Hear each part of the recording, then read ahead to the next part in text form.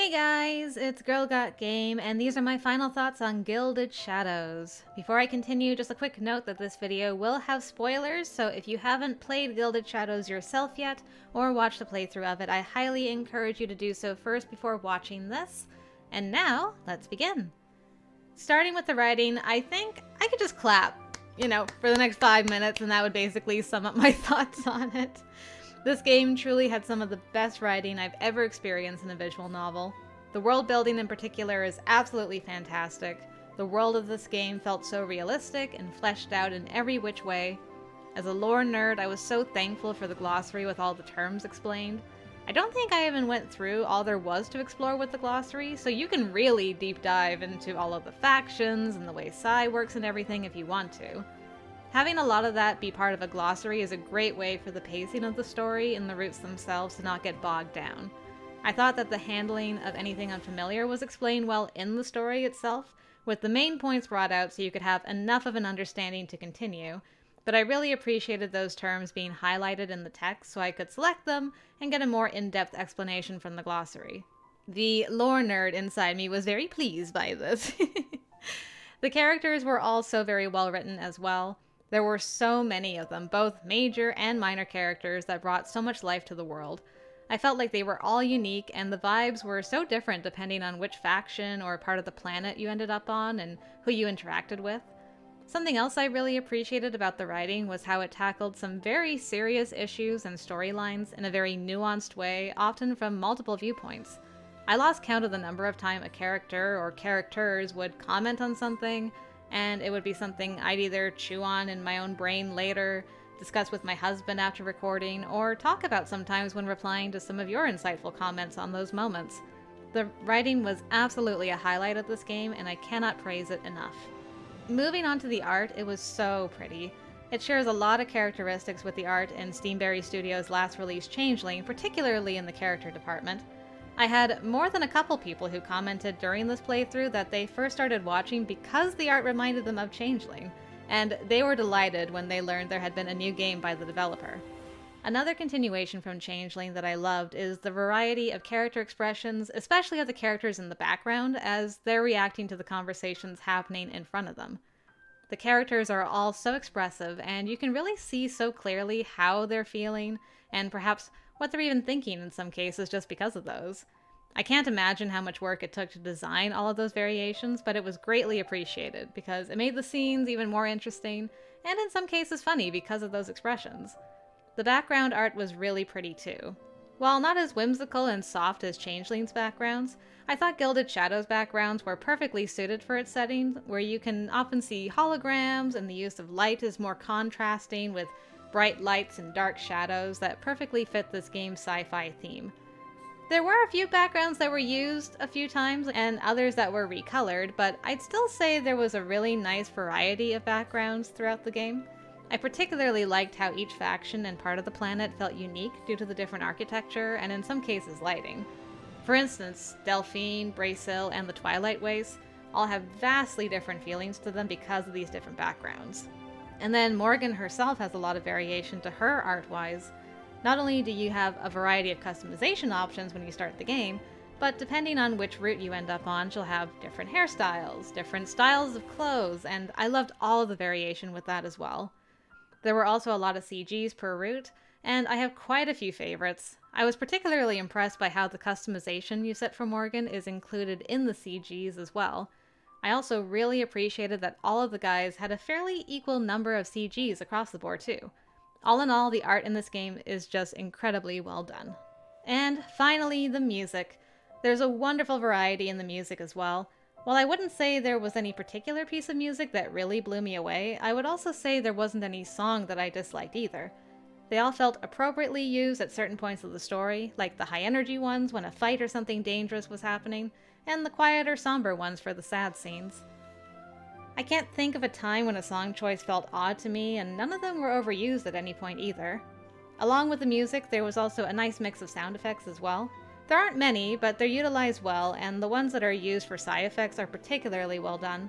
For me, it really helped me to visualize the use of the different kinds of sci beyond just what I was reading, and I thought they were implemented well. So with all that being said, my overall opinion of this game is that it's absolutely fantastic. Hands down one of the best visual novels I've ever played, and one that I would easily recommend, especially to anyone who's a fan of good sci-fi stories. Alright, now that I'm done talking about the game as a whole, I want to talk about our MC Morgan. I absolutely adore Morgan as a protagonist. She may have some customizable personality traits, but no matter what, she is always a super compassionate and intelligent woman. She's also very independent and creative, and I just absolutely loved her. She truly makes the world a better place no matter where she goes, and easily makes friends and allies with so many different people because she's just an absolutely lovely person. She's also incredibly strong, and I'm not just talking about her ability with Psi.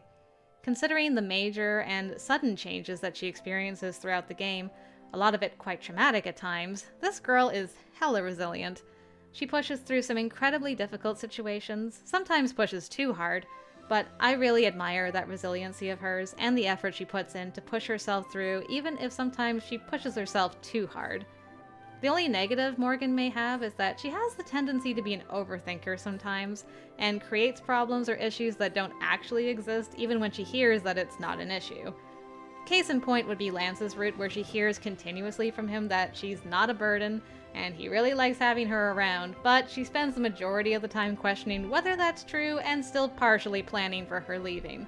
So that part of her I wasn't a fan of at times, but it's honestly just a very small nitpick.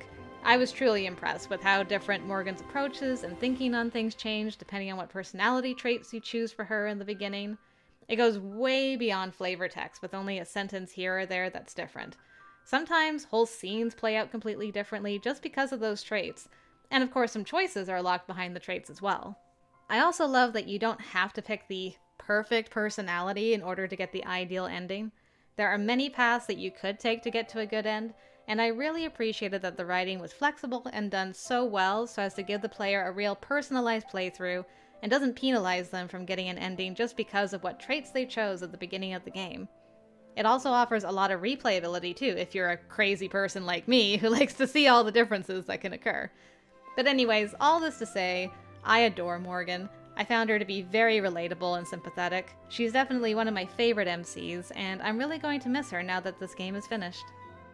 So, there you have it, my general thoughts on the game as a whole, which means it's time to rank these routes. You know the drill, this is divided into 3 lists. The first one I'll go through is my personal ranking of the guys and their routes. The second will be who I thought Morgan had the best chemistry with, and then the third one will include a ranking of the plots. So, starting with the first list, dealing with our love interests. At the bottom, I'm going to put Caleb. I know, I'm dodging tangerines early, but hear me out first. I do love this boy, okay? How can you not, with his sassy eye rolls and great updo when he's working out? I definitely think he and Morgan had some amazing banter, and they were very much like an old married couple, even from early on in his route. Plus, there was definitely a lot of spicy heat between them. I think why Caleb is at the bottom for me is down to a few things.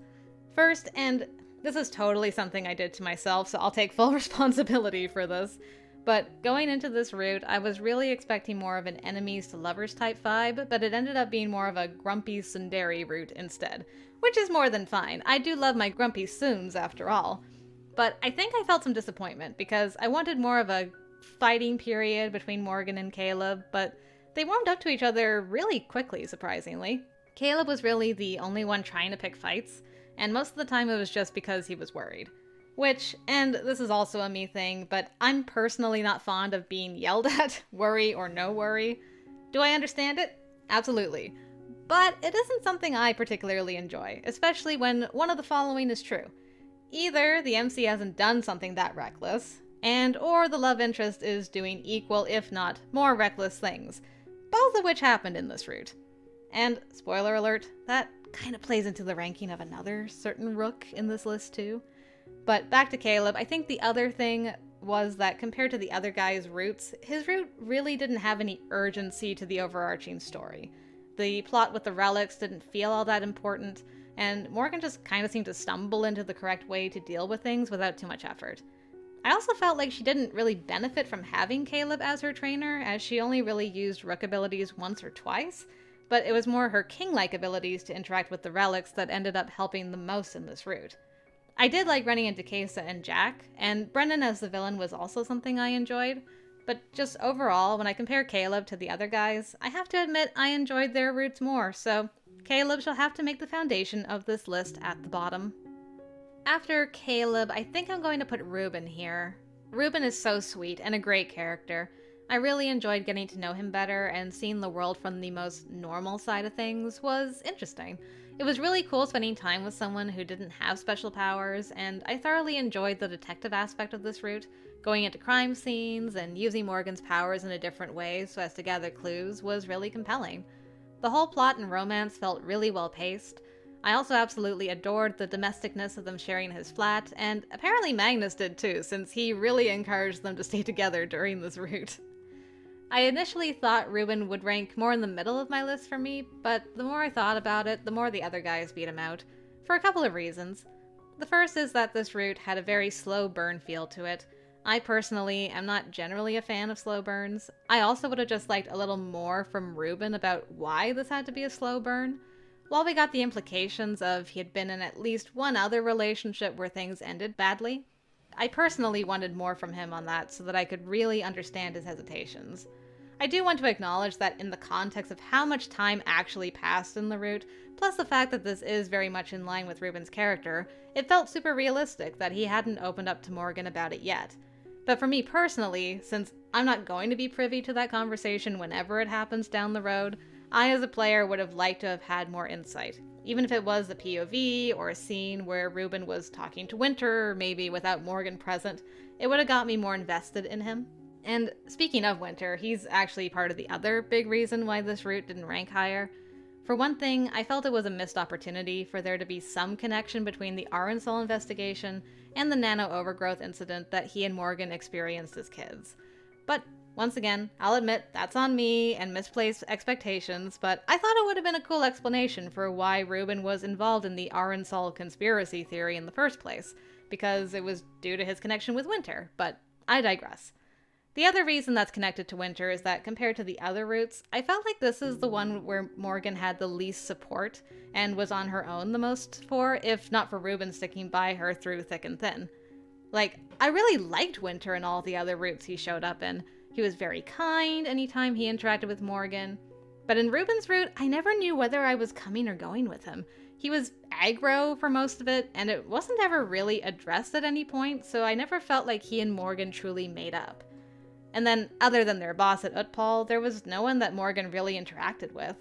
I think this is highlighted pretty clearly because she considered Magnus a friend of all people, which she is loath to do in most routes, so this kind of underscored to me that she must be feeling kinda lonely at least some of the time.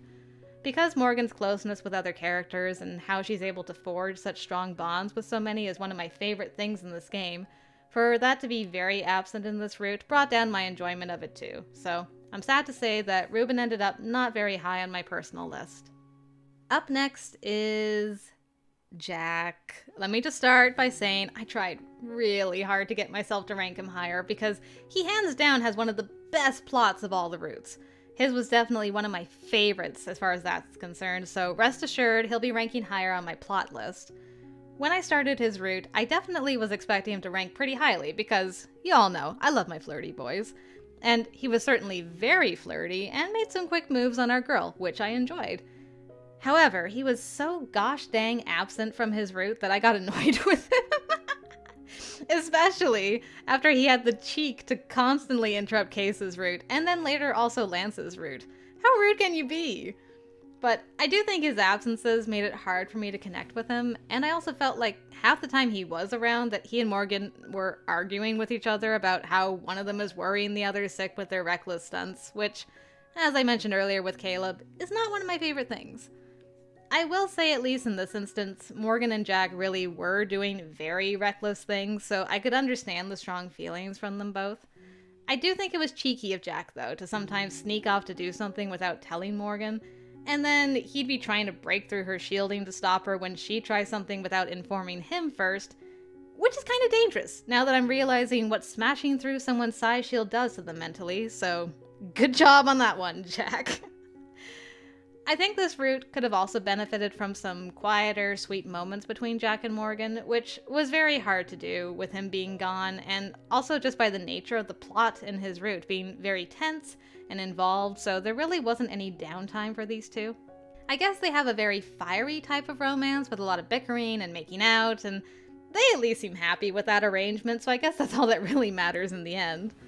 The plot with Jack's sister, the whole plan of Brennan and his connection to a character in Changeling, and also seeing how strong Morgan grew through this route, plus how the state of the world was pretty decent, with Endgame working along with the court finally, and some old grudges getting worked on a little between Caleb and Jack, were definitely among the big highlights of the route. And that helped save Jack from rock bottom, but this is as high as I can rank him in my personal list. I'll make it up to him in the plot list though, I promise. Okay, next on my list is Quill. Quill is like the polar opposite of Jack in a way. Always around, a really fun and sweet partner, but the plot of his route was really mundane and boring in comparison to a lot of the other guys. I'm sorry, Quill. But that being said, Quill was very much my adage of this game in that I'm sad he hides himself away every other route. Plus he says the darndest, most straightforward things, and it's the most charming thing ever. Like, I don't actually know if he's romantic or if just Morgan and I find his personality incredibly charming that it comes across as romantic. But he is just a really great guy. I never ever had to second guess where Morgan stood with him or what his stance was on anything. He's just an open book, and I really appreciated the open and honest communication these two had throughout and how they took care of each other. This was also another super duper domestic type route where these two lived together, and Quill was not about to let our girl go at any point, which I found super endearing how comfortable he was with her being with him, and it really felt so natural for them to spend their days together. I also really liked the more normal vibes of this route with both Quill and Morgan going to work, going out for meals, going for walks. It was all just very wholesome. I also adored that we got a bunch of stuff with Rory this route too, and I felt this environment was a lot better for him than the court was in Jack's route. The only thing that stops this route from ranking higher for me is simply because the plot is fairly straightforward and I didn't get as invested in it as I did in other routes. Vic continues to have the most punchable face in the game, and he did not even try to hide the fact he was going to be the big bad for this route. There weren't that many surprises during most of the route, which wasn't a bad thing, but like I said, I just wasn't as invested because I didn't have to wonder how they were going to solve things or guess at what Vic's plans might be. I did love the huge size storm our girl created, and how Quill was the only one she felt safe enough with to let through the storm and help her to stop. Plus, I also loved the unexpected reach out from Brennan at the end, indicating a potential for some happy ending for that guy, which I would love. And I also was so happy that Morgan's going to get the opportunity to work on ruins and artifacts, which she loves too. So yeah, all in all, I was very happy with how things ended, despite how Nisa is kind of in shambles after everything and has to find its place with the rest of the planet now. But all in all, Quill was lovely and has great taste in decor and clothing, and that'll be the last thing I say about him. Okay, moving on to Kesa, the distressingly beautiful mobster king. I love this guy. You all know that I was constantly making Beauty and the Beast comparisons throughout his route for so many reasons, so I was basically doomed to fall for him. I mean, our girl was basically held against her will and was restricted to one particular part of a beautiful castle, mansion, sorry. This boy is also a little cold and grumpy at first, but once you get to know him, he is such a thoughtful and sweet man. He cares so deeply about those who work for him and the people he's taking care of in the court. Kesa is one of the guys I feel sorriest for because he's in a really difficult spot of trying to live up to his brother's legacy with his father, navigating the various crime families, trying to make an army of espers on the side so that he can start a revolution in Crimson and make some big changes. He also was taken from his mom by his dad when he was a young kid and had such a sudden change in circumstances by going from the streets to a mansion because his dad learned he's a king-level esper. He also lost his older half-brother, who is the only family he felt close to, and he's still grieving him. I really admire that he's as gentle and caring as he is, considering his upbringing and everything he has to juggle. I also really liked the pretend engagement situation we were in this route because it resulted in some pretty cute and wholesome scenes between Morgan and Kesa. Not to mention the lovely dance at their engagement ball, which I was so excited about because, once again, Beauty and the Beast vibes. And also Kesa brought lots of physical books to Morgan, which I also adored.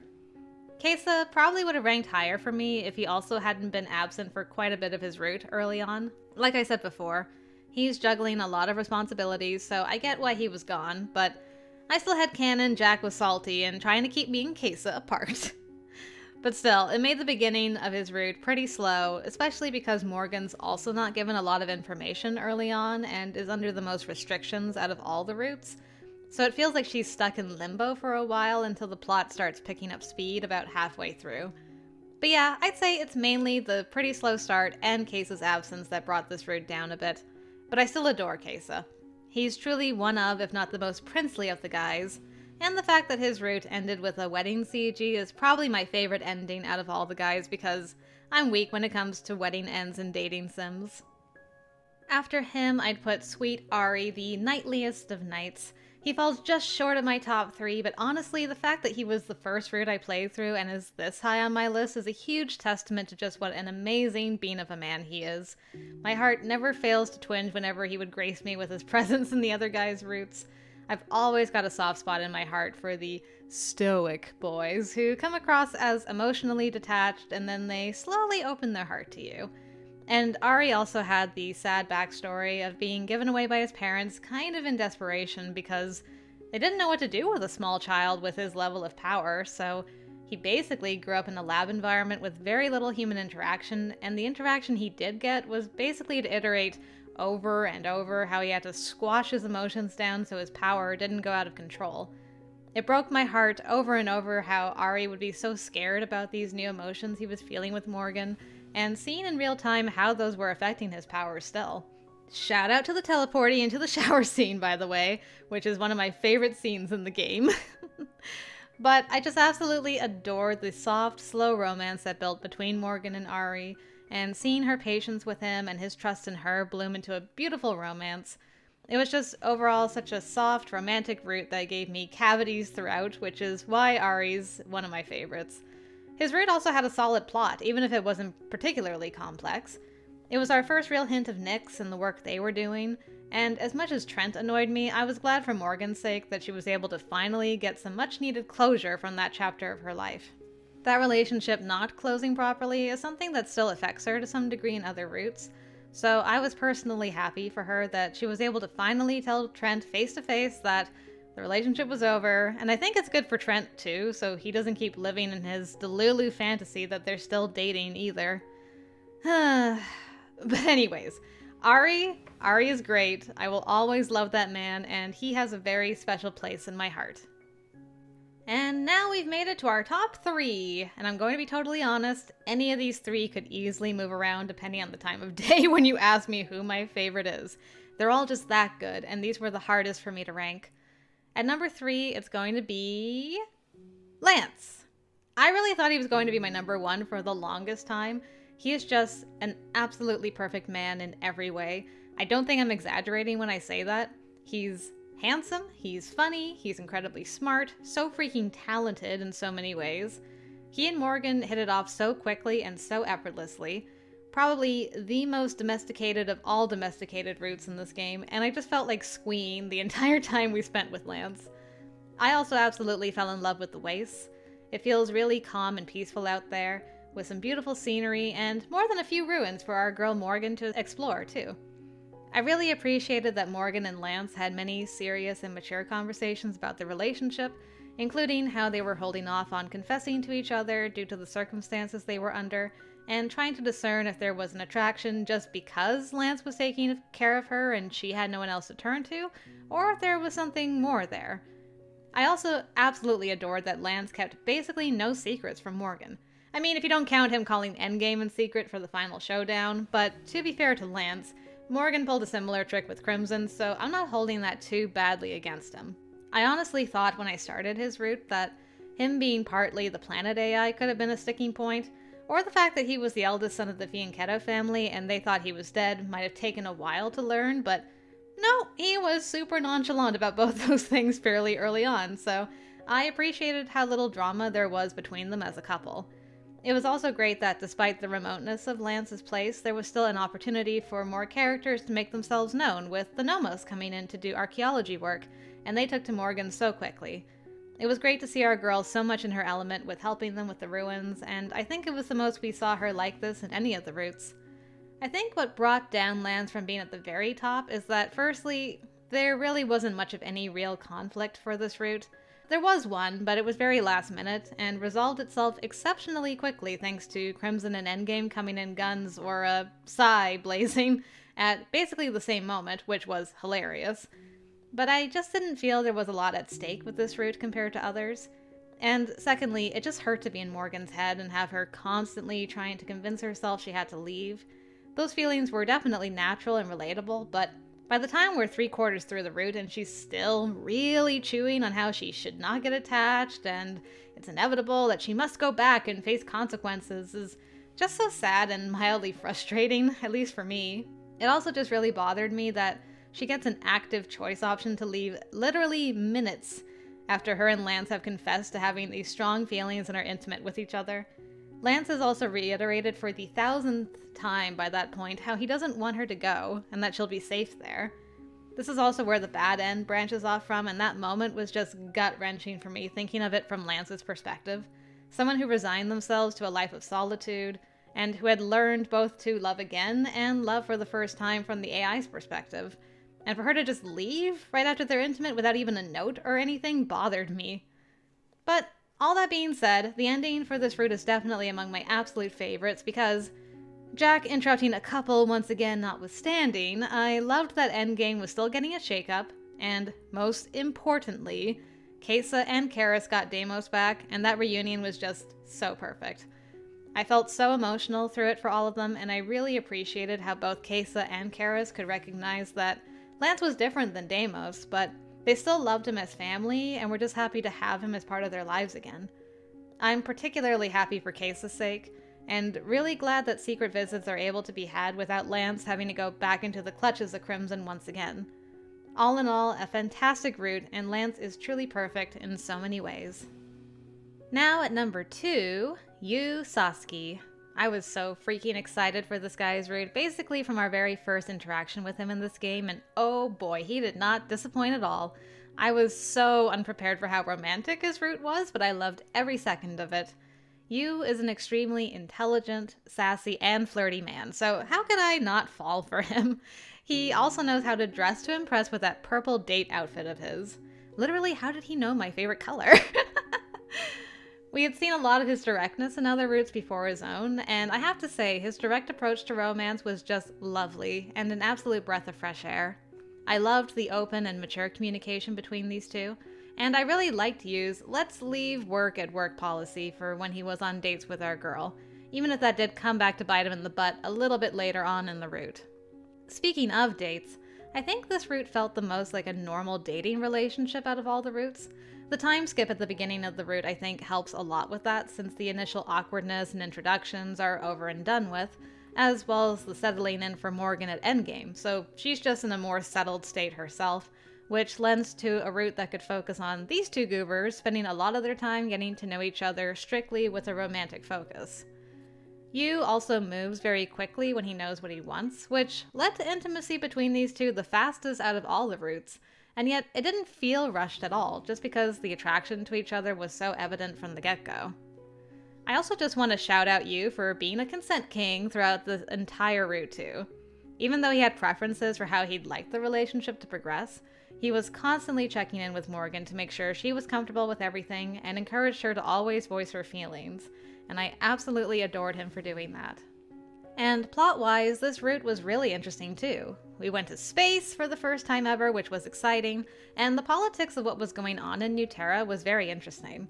I never would have guessed that Yu was an experiment, and learning that about him, as well as getting a glimpse of the place he grew up in and left, was truly enlightening for why his feelings were the way they were towards Endgame.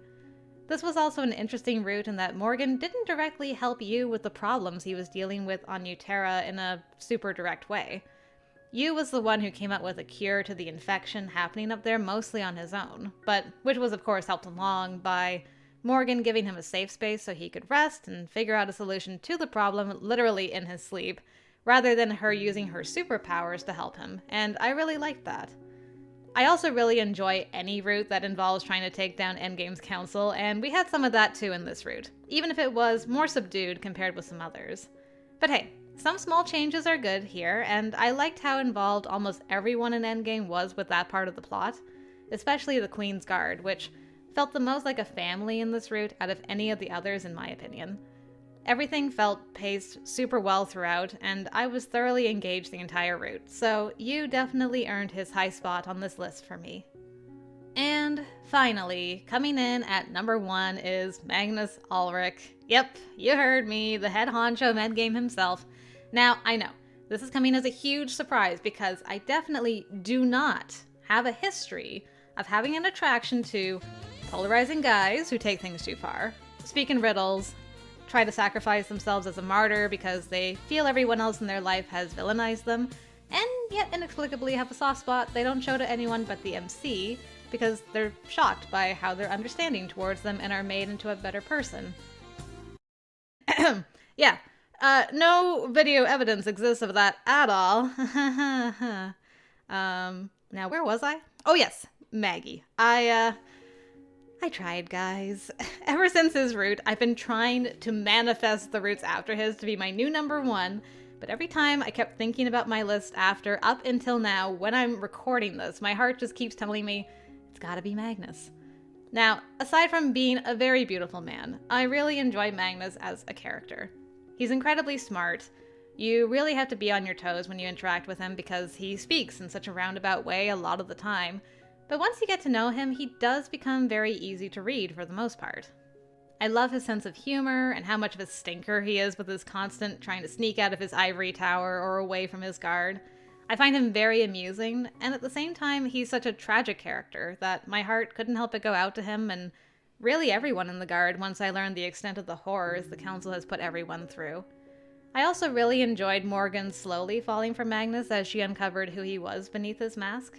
It truly felt like two wronged souls bonding over their shared captivity, and I loved their sneaking out for dates or midnight ice cream runs. Plus, I think it's really sweet that Morgan felt so safe and relaxed when she was in Maggie's office with just him, and that she fell asleep there a lot of the time. And I know probably something you're wondering about is how I felt about Magnus's betrayal and wanting to use Morgan. Honestly, the way it was handled made it so that that part of his route didn't bother me. After everything I learned about him and what he's trying to do for his friends, how he can't trust anyone, not even his own memory, I totally understand why he'd be desperate enough to use Morgan and others to take down Endgame. I also think I would have had a big problem if this was the only route where Magnus admits to Morgan he was going to use her and then felt bad once getting to know her, because it would have been a situation where it's only because she loved him that he made different choices. But instead, we see him show and admit in a few other routes to his plan of using her, but then changing his mind either due to circumstances or, most importantly, getting to know her. So when he says he grew to admire and respect Morgan before romantic feelings entered the picture, I totally buy his sincerity since his actions and words back that up in other routes when Morgan isn't romantically interested in him. Also, as mentioned before, I have problematic taste in guys too, so there's that. I also loved the plot of Magnus's route. I think I was the most invested and on edge during this route, and it had a great payoff at the end with the King and Queen of Endgame working together with King Lance to completely reform Endgame and make big changes, which is probably going to have a huge impact on the entire planet, and I couldn't have been happier or more satisfied with that. So, there it is, my personal rankings in all their glory. Now, on to my second list, Morgan's chemistry with the guys from least to greatest. I struggled a lot with this list because honestly, Morgan has fantastic chemistry with all the guys. And I'll admit, I'm using some of what happened in Sweet End sometimes to help me figure out my rankings for this one. At the bottom, I'd probably put Kesa. Distressingly beautiful first impressions aside, there were some understandably thick walls that Morgan had to break through with Kesa before romance started developing. Add to that the fact that Morgan was basically a prisoner, which didn't help foster good feelings or trust towards Kesa either early on. Of course, things developed great later, but I think the fact that she leaves in the Sweet End and the engagement lie is very solidly a lie, that the two of them are going to keep up, plays a factor in the ranking for me. I also remember feeling bittersweet that Morgan was pulling away from both Kesa and the court, so with all that in my head, I feel I have to put Kesa at the bottom. Next would be Caleb. These two definitely had a tumultuous beginning to their relationship, but they did move on to some great banter together and grew close pretty quickly. We of course had the classic tsundariness from Caleb's side, where he was being a stubborn butt and basically yelling at Morgan instead of just communicating his worries, but he did learn to do better as his route went along. And I gotta say, he and Morgan had one heck of a fiery kiss together when it finally happened. Plus, I liked that the two of them went on some actual dates as well. I think the main reason he ranks really low here for me too is that I just get a lot of brother energy from Caleb. This is certainly true in routes other than his own, but I also got those vibes sometimes in his route too. The hair ruffling and roughhousing was certainly cute, but it just came across to me more as something a brother would do to annoy his sister more than anything. So for me, Caleb ended up being fairly low on this list as well.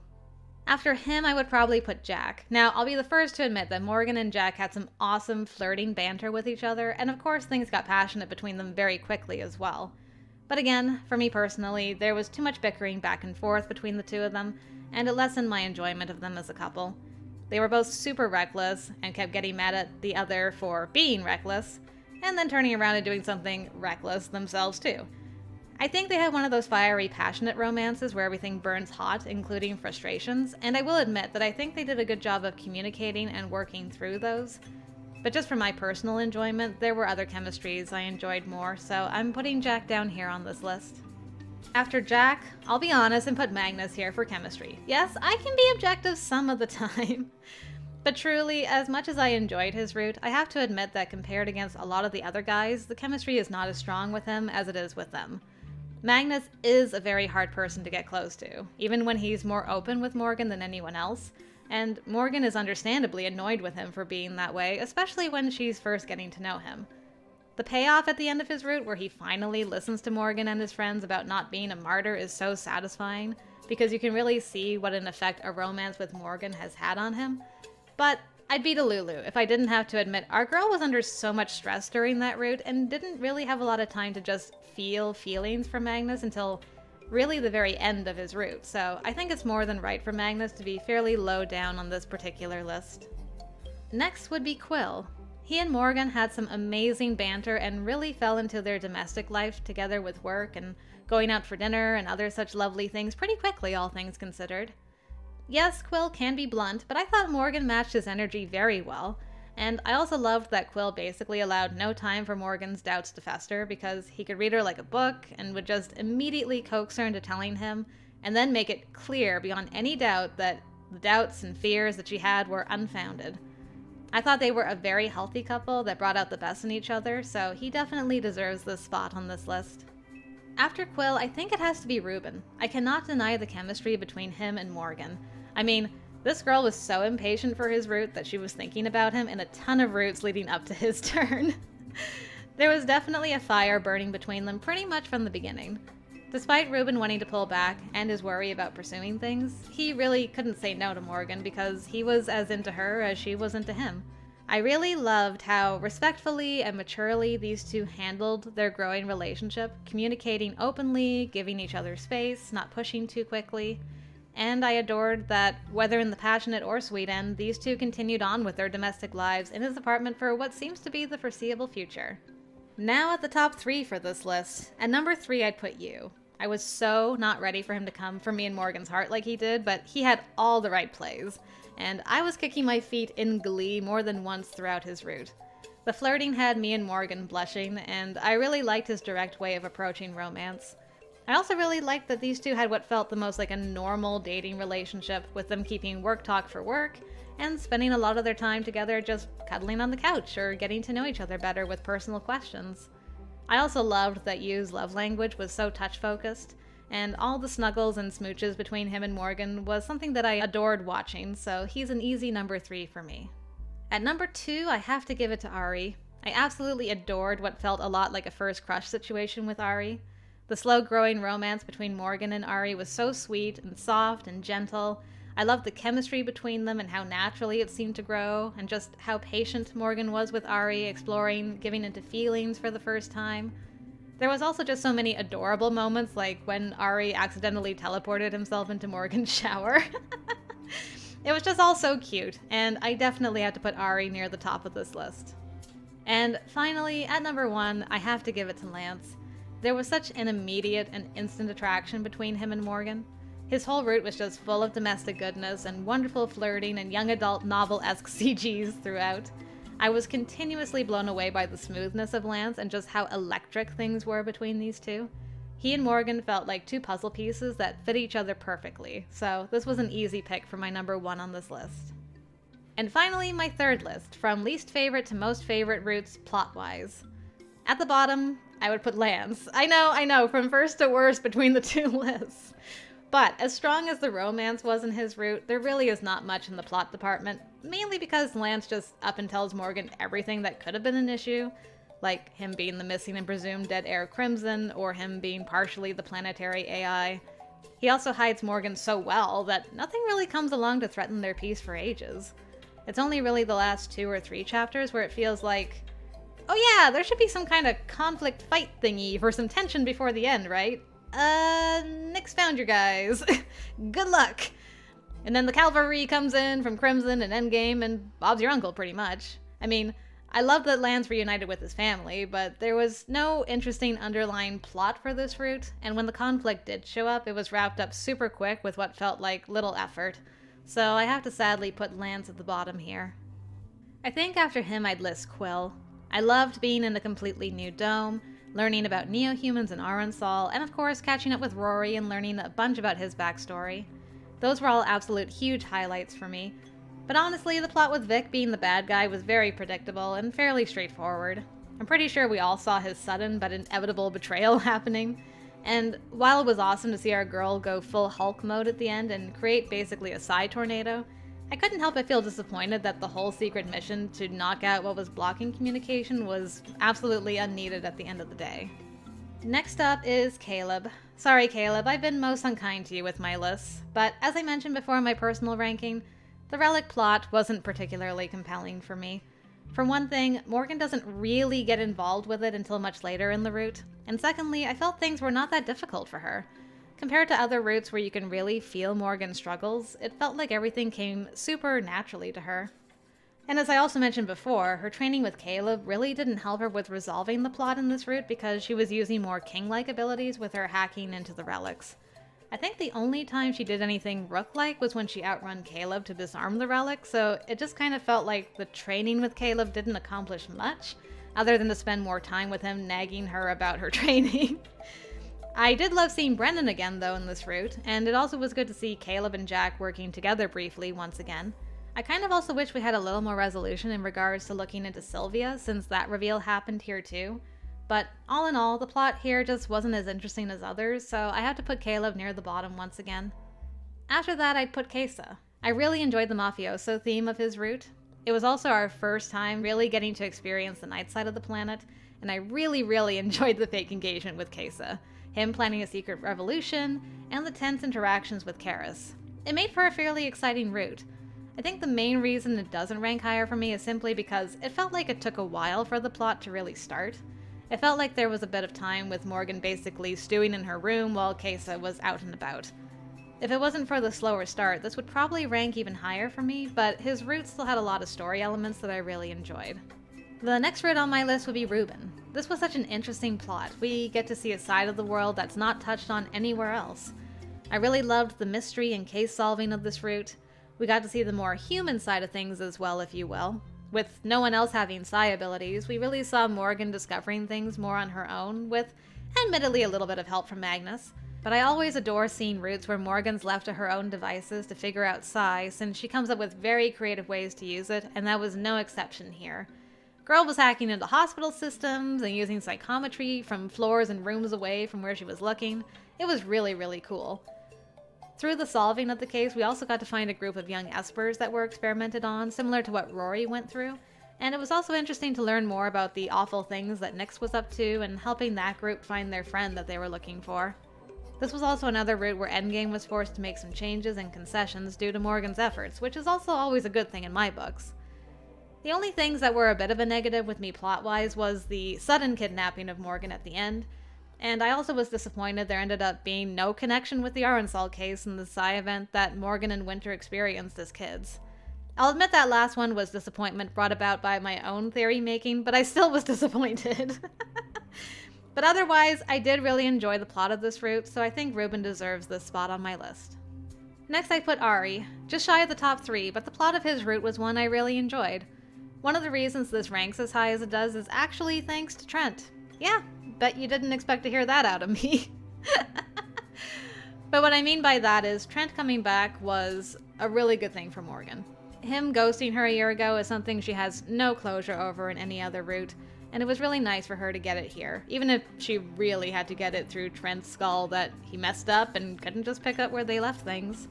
I also thought it tied in so nicely to the common route with how we had a scene that was dedicated to Trent's letter, and then with this route we were able to work through the issues with him and finally have a friendly end to that relationship chapter of Morgan's life, which made it feel very satisfying for me. This was also just a very solid beginning to this entire game because we're getting our first taste of what, if I remember correctly, is Nyx, plus little nods to other fires that are happening in this world that we explore in other routes. When Trent's team showed up and we learned that hacking for info had happened at Endgame, I could not for the life of me figure out who the real traitor was, and because I was so uncertain, it kept me really engaged until it was revealed who it was. We also had the Heidi subplot, which I'll admit I was annoyed at her a lot of the time for trying to undermine Morgan, but I really grew to like her a lot by the end once we got to know her. The personal, emotional side of things, plus the bigger side of investigating the hacking and the scanning of espers at Endgame, just felt very well balanced, so I definitely feel Ari deserves his spot on this list as well. Now for the top 3. At number 3, I'll give it to you. The plot for this route was focused on something we had only ever heard briefly mentioned in other routes, and that was the riots on New Terra, the space station in orbit with inhabitants who considered themselves the last real humans who hadn't been infected by nanites yet. Getting to actually go up to the station, be involved in the peace talk, and most importantly learn that our boy Yu had grown up there and had been experimented on was all super fascinating. I especially did not expect Yu's connection to New Terra, and seeing where he came from and the injustices that the people on that station were facing was just very well done. And there was a lot of thought-provoking commentary from multiple viewpoints in this route in particular that really made me stop and think for a long time after I was done recording multiple times. This was also a case very similar to Ari's route, where I felt everything had a great balance. Morgan's trying to work against the council, Yu trying to save his people from a deadly illness, helping New Terra find a solution to come to the surface. It all just felt so well paced. I also absolutely adored how involved so many of the characters were at Endgame, especially Morgan's guard. I love any time Morgan spends with them, and they felt like such a family in this route, which was lovely to see. The conclusion to the story was very satisfying too, since my small-town doctor theory kinda came true with Morgan and Yu moving out to the new dome, so I was very satisfied with this route. At number 2, I would put Jack. The plot for Jack's route was so awesome. There was so much that happened in it. The Fisher King taking over people throughout the route, including Morgan and Jack, was low-key kinda scary and really kept me in suspense. We also had poor sweet Rory show up, and he was the perfect tie-in to this Fisher King, considering he was under his control in the common route. Much like Ari's route, the plot for Jack's route feels so satisfying because it's tied to elements from the common route, even more so when you consider Morgan's interactions with Rory and Sylvia there. Seeing those plot threads continue, learning that Jack's sister was the former Queen of Endgame, learning she's alive, but not really, and controlled by this Fisher King was all wild. And the most wild thing of all was the pre- and post-cognitive talk that Sylvia and Morgan had thanks to the journal that Sylvia left for her. That whole thing with Sylvia and the concept of someone using precog at the same time someone's using postcog to have a conversation was so inventive. And speaking of inventive, Morgan was probably the most inventive and imaginative with her abilities in this route out of all of them. I think she also used the most abilities too. She mimicked Celeste's healing Psi, she used Psi to snip through Brendan's string, she created shields and teleported and all kinds of things. It was so impressive to see how great her powers were, and also how Morgan was the most at peace with her powers this route too. And of course, I also have to shout out Brennan in this plot. Him sneaking in as Brandon was amazing, and I really loved that there was a connection to William from Changeling as well. There were so many awesome aspects to this plot, and I was thoroughly invested throughout, so I definitely had to give Jack the number 2 spot on this list. And finally, at number 1, Magnus. This plot. I was so invested. Things got crazy with this one. We learned so much about the absolute darkness behind the shining exterior of Endgame, learning the circumstances behind Sylvia's unnecessary death, the lengths Magnus went to stand up to the council for what happened, and the punishment that both he and Lethe endured for his daring to do so was heartbreaking. Not to mention also learning Magnus's own messed up clone origins, and all the reasons why the council tries to keep such a desperate control over every aspect of his life. Seeing too the very scary lengths they were going to go to try and control Morgan, then how they were literally trying to collect her DNA and eggs to clone her so that she could have a fatal accident and also be replaced at some point, kept me on the edge of my seat. Shout out to Lethe and the Furies, which should be a cool band name rather than a ninja squad breaking into Morgan's flat in the dead of night to try and erase her memories and collect samples from her. I think the main reason this ranked so high for me though is because of the huge changes that happened in Endgame during the conclusion. Lance, boom, out of hiding and taking over Endgame to make sweeping changes. Queen and King's Guard swooping in to save their two pig-headed leaders who ran off into the night without telling anyone and getting it through their skulls that they're their friends, they're on their side, and they'll fight off Endgame's goons to save them. The Council, down to only like 1 or 2 non-Espers and now predominantly made up of Espers that represent the different ranks. King Magnus and Queen Morgan working as a team to continue work on making even more changes for Esper society as a whole. It was just all so gosh darn satisfying, and I loved the angst and how on edge I was throughout this, so this was an easy number 1 for me on this list. So, there you go, my 3 lists completed for this game. And with that, it's bonus awards time. Of course, first off, what's my favorite Psi rank? For me, I really love bishops. If I lived in that world, I'd want to be a bishop, because you're not so much on the front lines like a rook, but I feel like they also don't have the same crazy expectations put on them that the other ranks do. I also like the idea of being able to use pre- and post-cognition. Next is which faction would I want to be in? As messed up as it is, I probably want to be part of Endgame. I personally like having a rule structure like that, and Endgame does stop a lot of fires from getting worse in the world. I also don't think I have the street smarts to survive Crimson, and I definitely don't have the strong personality to survive the characters in the court, so it would be Endgame for me. Next would be which part of the world is my favorite, and for this I'd have to say the Twilight Wastes. It's just so beautiful. Plus, I also love storms, so it wouldn't be tough for me to shelter in place during those. Especially if I had a great partner like Lance to snuggle with during those, if you know what I'm saying. My favorite background in the game has to be that one overlooking Lance's place in the Twilight Wastes. It's absolutely breathtaking with the lighting and everything. My favorite flat or place that Morgan stayed has to go to Quill. As I mentioned before, that man has exquisite taste not only in fashion but also in decor. Love his flat. Favorite CG of the game has to be the final one of Kesa. Yep, after all this time, the wedding CG of Morgan and Kesa is definitely my favorite. I'm a sucker for wedding CGs, and that one gives me such fairy tale vibes. I adore it. My favorite kiss CG goes to Ari. His looks so soft and tender with the two of them holding each other so gently. Definitely my favorite. Spiciest fun times, I think, has to go to Jack. I distinctly recall needing an ice bath after that one. Although I also want to shout out Caleb as an honorary recipient because his was also pretty spicy. Favorite sweet end, I think I'd have to give to Quill. I think his was the most solid, and I felt like Morgan was the least mean to him, and they had the least conflict leading up to that end in comparison with the other guys. And they were still snuggling and smooching, and they were flatmates, and all that good stuff. So yeah, definitely my favorite of the sweet ends. Favorite bad end is hands down the divided bad end on Magnus's route.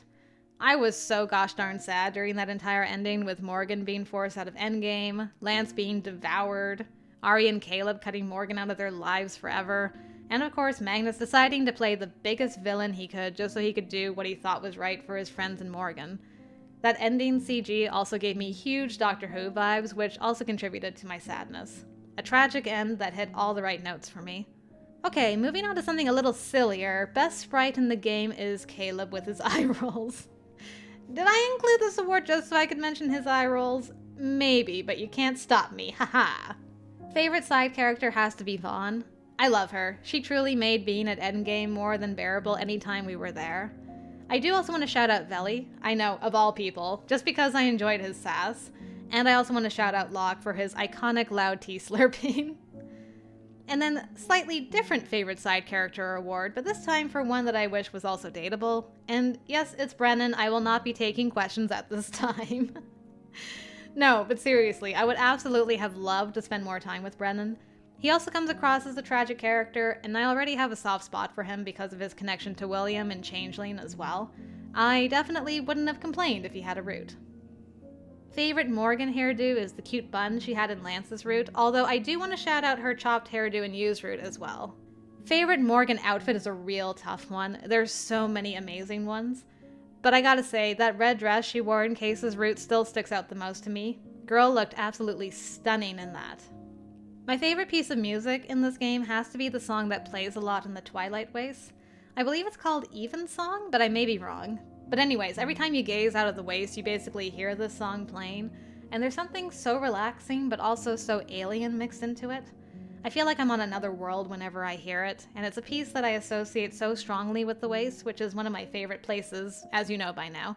So I definitely have to say this is my favorite piece of music. And final award is for who had the best outfit in the game in general, and I gotta give that to Yu's date outfit. It's purple, okay? You know my weakness. He literally blew me away, and I think my mouth actually legitimately dropped when I first saw him, so I gotta give him this award. And with that, I think that's going to wrap this up. If you've made it to the end, then thank you so much for joining me both for my final thoughts as well as my journey through this wonderful game. I'm so sad it's over because this was truly a masterpiece, and I cannot wait to play more of Esh's games in the future. I hope you all will share with me your lists and rankings for this as well. As always, if you have bonus awards of your own and would like to share, I'd love to read all about them. But with that, it is time to say farewell to Gilded Shadows. One more review left to go, and then we're on to 2 new adventures. Once again, thank you guys for joining me for this. I hope you all enjoyed it, and until next time, I will see you later.